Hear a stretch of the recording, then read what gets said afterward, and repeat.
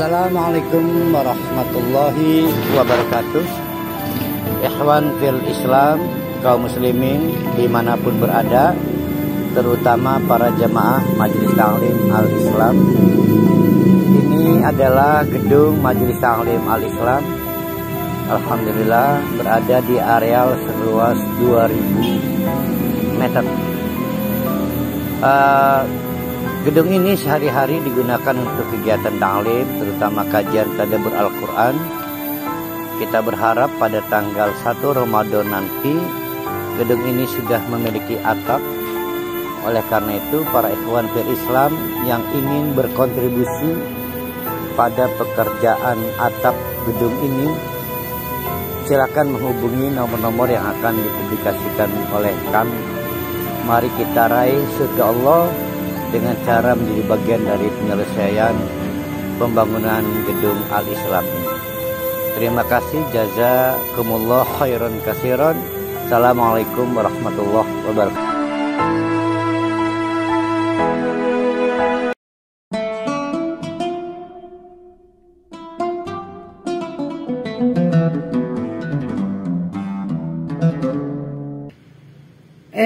Sudah dimotivasi begitu, ibarat baru kena trauma di terapi healing, tetap aja orang sombong lebih sulit dinasihati daripada orang yang keras fisik. Ini mah keras kepala, keras hati ini mah. Kalau kau maaf, fisiknya dia yang keras, tapi hatinya malah lembut. Nah ini mah enggak. Maka kalau mereka menanggapi dakwah Nabi Soleh itu, ya solih, hei soleh. Itu kenapa nunnya hilang itu? Kan solihan ada tanwinnya. Kok kegiliran dapat ya, enggak ya solihun. Nah pintar, namanya munada. Karena ya itu namanya harfun nida. Harfur harap kena nyenyeluk.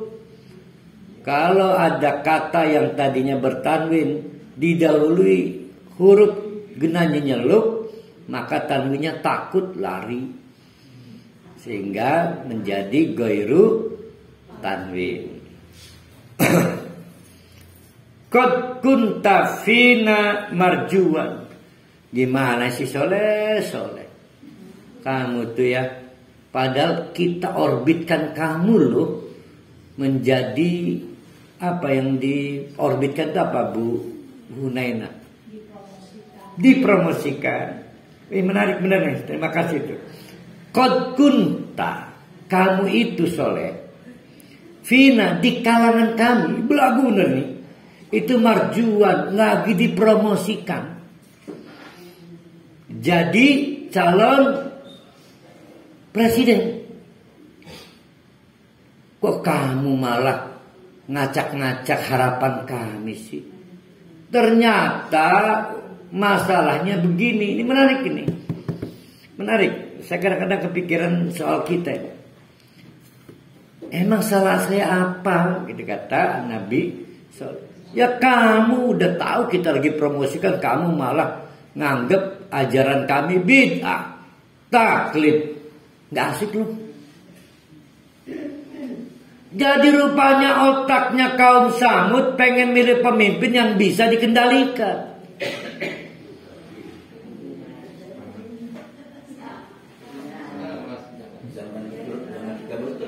Pemimpin agama, ini bukan pemimpin sosial ya, pemimpin agama. Nggak boleh. Kalau pemimpin sosial wajib nyerap aspirasi rakyat, karena muamalah. Agama mah nggak boleh nyerap aspirasi umat. Pak Ustadz, patah rokaat, rong rokaat, yo dinimkan rong rokaat. Nggak boleh. Nah rupanya si kaum Samud kebablasan. Mereka merasa punya daya tawar karena merasa sombong. Sampai calon pemimpin agama juga harus sesuai aspirasinya. Haji sing abot-abot. Kalau melawan tradisi mah berat bahaya. Padahal udah kami siapkan, saya promosikan itu kamu tuh. Kok kamu gitu sih, gak asik banget. Itu marjuan. Jadi marjuan itu tadi yang paling pas punya Bu Nena. Sedang dipromosikan. Marjuan. Menurut beberapa ahli tafsir, ini juga menandai kaum Samud lagi ngerayu. Gimana? Mau berhenti nggak berdakwah? Karena kaum Nabi Soleh ini memusuhi tradisi-tradisi yang bertentangan dengan tauhid, yang menggiring mereka pada kemusyrikan, percaya kepada batu berhala, sehingga kendati pun secara peradaban maju, inovasi maju, teknologi maju, ilmu pengetahuan maju, tapi berpikirnya kuno karena menganggap patung yang tidak berdaya apa-apa bisa mengendalikan alam raya ini. Dan terjadi juga di barat sekarang. Kelihatannya maju secara saintifik, tapi pemikiran agamanya kuno. Yang cerdas Ustaz Hidayat kemarin. Ya, bagaimana bisa secerdas itu? Karena lugas. Nah, kita ini jarang lugas. Ngomong nih Cina mah. Kita pengen diterima humble. Akhirnya agama kita nggak utuh diterimanya. So berani ngomong bid'ah, lugas. Nggak berani kan? Ya sudah, Bapak kalau belum bisa mah. Nah itu. Akhirnya agama kita nggak utuh karena kita mentalnya lemah. Makanya harus belajar dari Ustaz Adidayat. Nah Ustaz Soleh, Nabi Soleh, salah gitu. Ustaz Adidayat mirip dengan Nabi Soleh yang kita ceritakan. Bedanya Ustaz Adidayat ngomong, andai kata matahari dan bulan dalam satu tangan ya, saya tidak akan hentikan dakwah. Itu kalau Nabi Ustaz Hidayat ngeri abis itu berarti azab. Untung aja Ustaz Hidayat bukan Nabi. Ya Allah, saya ngeri itu. Karena abis itu azab dalam tradisi Nabi itu kan. Karena Nabi Soleh nanti begitu. Nabi Soleh. Ini Ustaz Soleh apa Nabi Soleh nih? Marjuan sedang dalam fase promosi. Kobra ada sedurunge iki. Sekarang enggak. Kamu bikin kecewa saya, bikin kecewa kami. Atan hana, emang kami diminta berhenti. An-nabuda ma ya'budu abauna, untuk meneruskan cara kami beribadah dengan menjadikan dengan model beribadah sebagaimana orang-orang tua kami. Tradisi ini juga tradisi.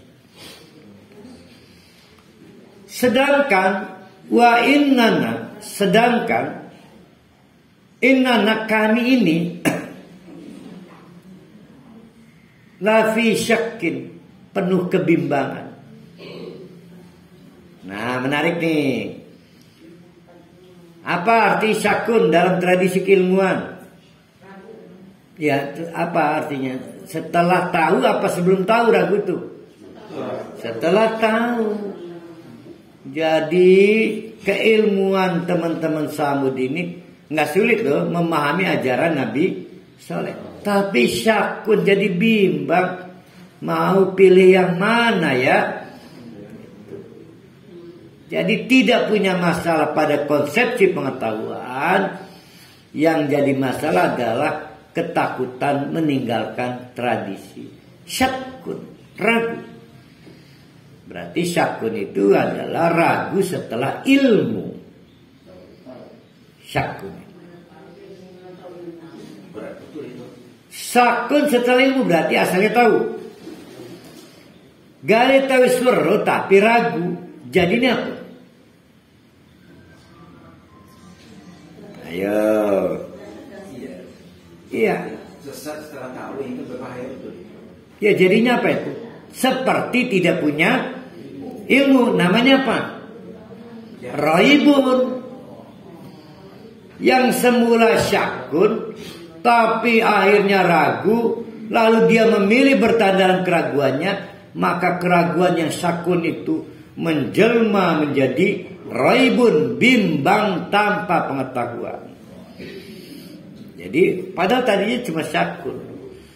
Jadi syakun adalah bimbang setelah tahu, raibun bimbang tanpa pengetahuan. Mari kita lihat cara Allah menjelaskan fase-fase yang berbahaya dari kaum Samud. Mereka gagal mengelola pengetahuan, dan pengetahuan anugerah.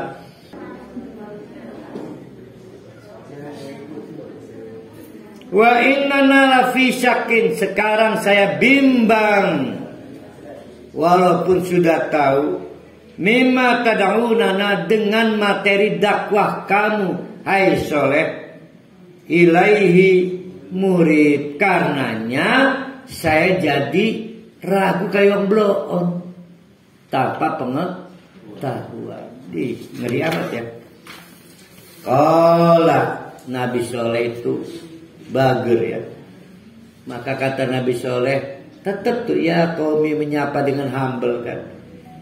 Dulur kita kabeh primet kudunia, rupanya begini. Kata kaum Samud, kayak bloon kita ini ji. Saya ini profesor dokter kayak bloon, kalian bisi jangan kaku-kaku gitulah. Saya tetap menjadikan kamu nabi, tapi please jangan yang bikin orang tua almarhum saya kecewa. Karena saya tidak mampu mempertahankan tradisi. Dan kejadian sampai sekarang loh, doktor di suatu perguruan tinggi negeri dapat wasiat dari almarhum mamanya. Yang jadi masalah dia nggak setuju. Dia nggak setuju. Dia udah hijrah, tapi takut pada wasiat mama. Nah itu contoh itu. Saya kali ini nggak mau lah ngelanggar. Sama kan, kuatnya karakter orang tua itu.